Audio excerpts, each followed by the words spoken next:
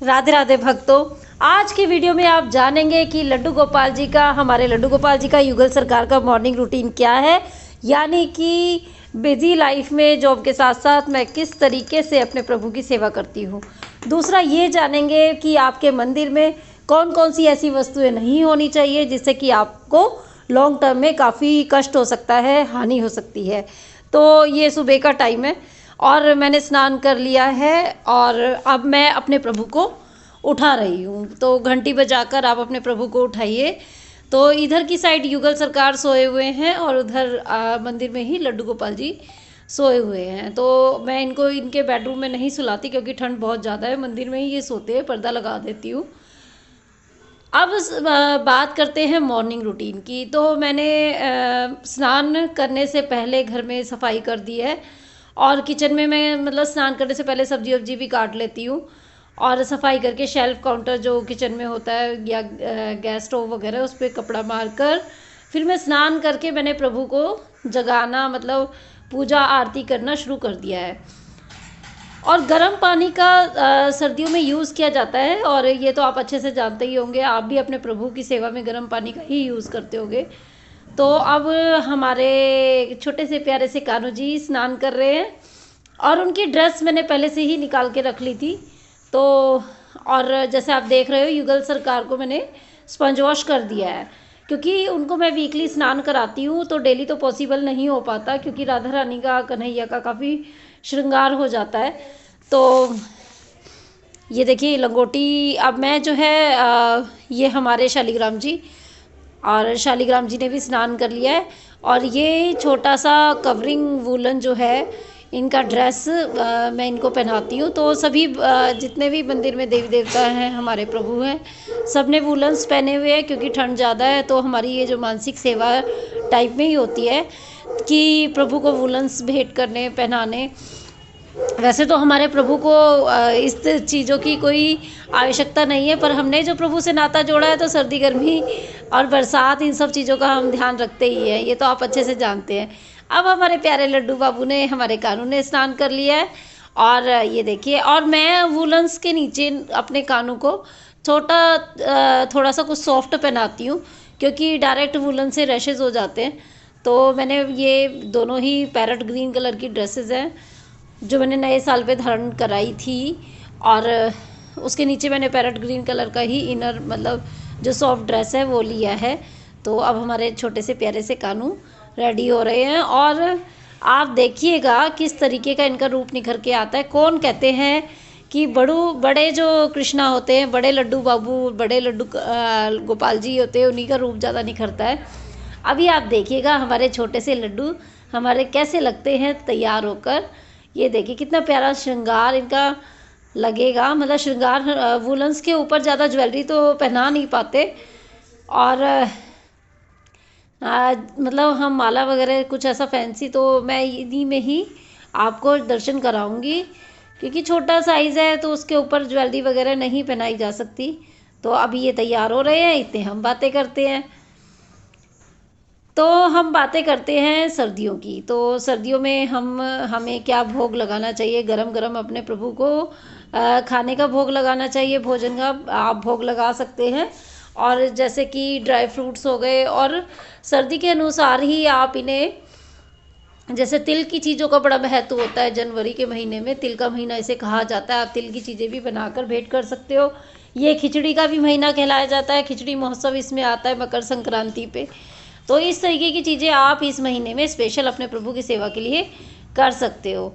तो अब हमारे लड्डू बाबू प्यारे से तैयार हो गए हैं, ये देखिए दर्शन कर लीजिए। और ये देखिए ये छोटी सी कैप है, ये देखिए मेरा प्यारा सा काना कितना प्यारा लग रहा है। ये देखिए कैप जो है पसंद नहीं है मेरे काना को तो पर सर्दी ज़्यादा है तो कैप तो छोटे से प्यारे से बच्चे को कैप तो पहनानी ही बनती है। अब ये देखिए अब हम बात करेंगे कि हमारे मंदिर में क्या क्या चीज़ें नहीं होनी चाहिए। तो मैं पहले एक बार कान्हा जी को उड़ा देती हूँ, हमारे कन्हैया छोटे से प्यारे से को। अब हमारे मंदिर में देखिएगा आप क्या क्या नहीं होना चाहिए, बहुत इंपॉर्टेंट वीडियो आपके लिए बनने वाला है। तो मैंने इनको स्नान करा दिया है, अब मैं जल इनको पिला रही हूँ। और ये देखिए तो ये रात का भोजन था, ये मैंने हटा लिया है। रात को जैसे हम कुछ, या दिन में भी मैं कुछ, जैसे मीठा आता है, कोई भी चीज़ें आती हैं तो मैं रखती रहती हूँ, तो ये सुबह के टाइम हटा देती हूँ। थोड़े से ड्राई फ्रूट्स हैं तो ये सुबह के टाइम पूजा करने से पहले एक बार हटा लेना चाहिए। तो मैं ये नहीं कह रही कि मैं डेली ही सुबह हटा पाती हूँ, क्योंकि काफ़ी बार ऐसा होता है कि बहुत जल्दी होती है तो मैं आके शाम को भी हटा देती हूँ। पर कुछ चीज़ें जैसे हमारे जैसे कन्हैया होते हैं, लड्डू गोपाल जी होते हैं, वो तो आप एक से अधिक रख सकते हो, परंतु क्योंकि ये कोई मूर्ति नहीं है, इसका रीज़न ये है, ये विग्रह है, और विग्रह कभी भी हमें दोष नहीं देता। ये फ्रूट्स वगैरह रखे हुए थे वो मैंने हटा दिए हैं, और ये जो फूल हैं, मैंने नए साल पे जब पूजा अर्चना की थी तो फूलों का यूज़ किया था। रात का पानी मैंने हटा दिया है। और ये देखिए, ये यहाँ से जितना भी जैसे थोड़ा सा जो आपको जो जो दिखता है, अब ये फूल की जो था, मैं यहाँ पे धीरे धीरे, ये बाती है, ये भी मंदिर में नहीं रहनी चाहिए, तो वो भी हटा दी है सुबह मैंने। और कुछ चीज़ें ऐसी होती है मैं आके करती हूँ, सुबह नहीं टाइम होता तो सुबह केवल स्नान कराकर जोत करके मैं चली जाती हूँ। कुछ चीज़ें मैं शाम को भी कर लेती हूँ, परंतु आज थोड़ा टाइम था तो मैंने सोचा कि मैं आपको दिखा देती हूँ कि कौन कौन सी चीज़ें ऐसे। ये माचिस की तिलियाँ, माचिस आप जब दिया बाती करें सुबह या शाम, तो माचिस या माचिस की तिलियों को आप, जली हुई तिलियों को मंदिर में ना रहने दें, क्योंकि ये थोड़ा लॉन्ग टर्म में अच्छी नहीं रहती। और वैसे मैं इन चीज़ों का ज़्यादा वहम नहीं करती, पर जैसे ये बासी फूल होते हैं, ये चीज़ें तो हमें मतलब एक कॉमन सेंस होती है कि जब हमने कोई चीज़ अर्पित कर दी तो कुछ समय के बाद उसे हमें हटा लेना चाहिए। जैसे हम भोजन भी कराते हैं तो वो भी थोड़े समय बाद हटा लेना चाहिए, ये नहीं कि रखा रहे। तो जैसे जैसे थोड़ा टाइम के लिए तो कुछ चीज़ें हमें रखनी ही चाहिए। अब मैं यहाँ से जो फूलों की वर्षा हमने की थी कीर्तन पे, वो मैं हटा रही हूँ। ये हमारे फूल जो थे, क्योंकि फूल ठंडक देते हैं, तो मैंने जितने भी फूल थे हमारे कान्हा जी से थोड़े से हटा कर ही रखे थे। ये नहीं कि मैंने उन्हें फूलों से, क्योंकि फूल ठंडे होते हैं तो गर्मियों में फूलों की सेवा दी जाती है, ना कि सर्दियों में। सर्दियों में थोड़ा सा फूल हटाकर रखने चाहिए। तो मंदिर मैंने थोड़ा हल्का फुल्का साफ़ कर दिया है। और बात हम कर रहे थे देवी देवताओं की, तो जो भी मूर्तियाँ होती है वो एक से दो नहीं रखनी चाहिए, मतलब एक ही होनी चाहिए, नहीं तो जो है उनके नेगेटिव प्रभाव आप पर पड़ सकते हैं। परंतु लड्डू गोपाल जी आप रख सकते हैं।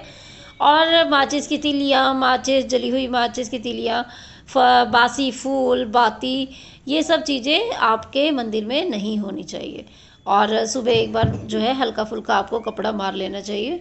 और सभी देवी देवताओं को आपको छीटक स्नान, मतलब हल्का सा छीटा जल का दे देना चाहिए। और अब तिलक से जुड़ी कुछ महत्वपूर्ण बातें जान लेते हैं। तो तिलक जब आप करते हैं, सबसे पहले आप अपने दीपक को तिलक कीजिए, क्योंकि यही एक ऐसा माध्यम है जो आपको प्रभु से मिलाएगा।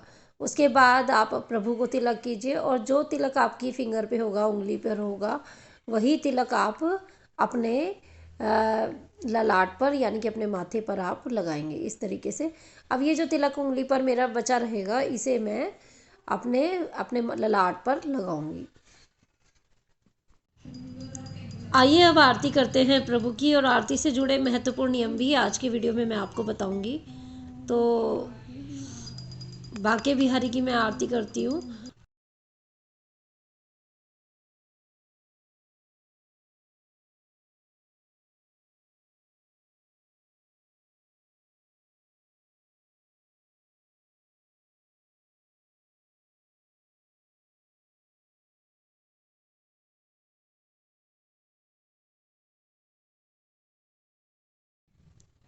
अब शंख में मैंने जो जल भर के रखा था, उससे मैं 7 बार आरती उतारती हूँ। पहले अग्नि से आरती, फिर 7 बार शंख से आरती उतारती हूँ। तो इस तरीके से अब मैंने जल जो है, ये जल जो आरती वाला होता है वो आप पूरे घर में छिड़क सकते हैं, तो आपके घर में बरकत सुख शांति के लिए यह बहुत ही अच्छा रहेगा। उसके बाद अब प्रभु को जो आरती देते हैं हम, वो उनके चरणों से उनके मुखमंडल तक जो है, उनके मुखमंडल पे जो आरती जाए, इस तरीके से हम आरती देते।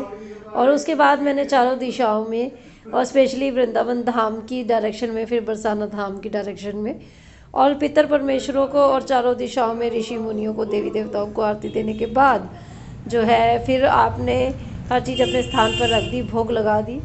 भोग लगाने के बाद आप ये, मतलब हमें जो, हम अपने कृष्ण भगवान को, हमने लड्डू गोपाल जी को जो भी भोग देते हैं, तो ये जो आरती वाला भोग होता है वो मैं हमेशा मिश्री दाने का ही देती हूँ, उसके बाद जो है भोजन का देती हूँ।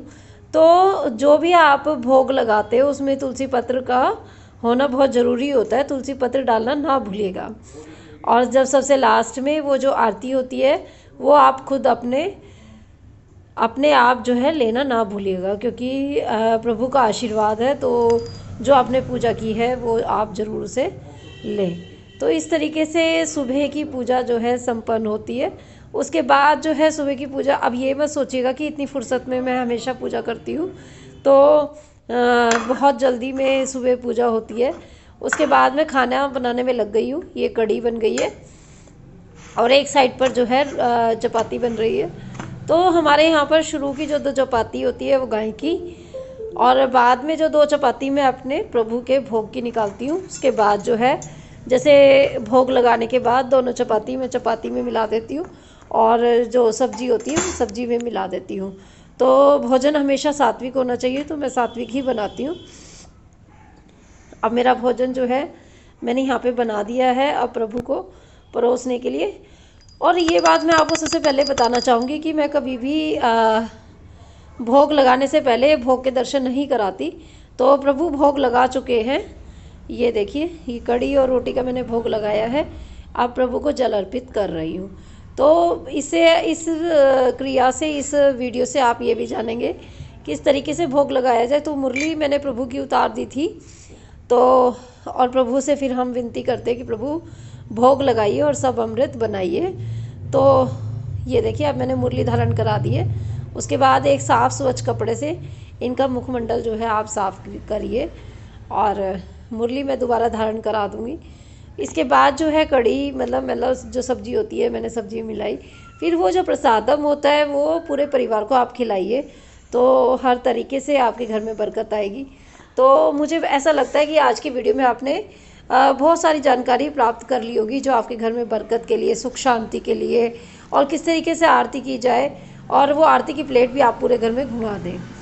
तो आशा करती हूँ आपको आज का वीडियो बहुत पसंद आएगा। वीडियो को लाइक कमेंट करना ना भूलिएगा, कमेंट के द्वारा ज़रूर बताइए आपको वीडियो कैसा लगा, और चैनल को सब्सक्राइब जरूर कर दीजिएगा ताकि हर वीडियो की नोटिफिकेशन आप तक टाइम टू टाइम पहुँचती रहे। तो फिर से मिलूंगी एक नई वीडियो के साथ, तब तक के लिए जय श्री राधे श्याम।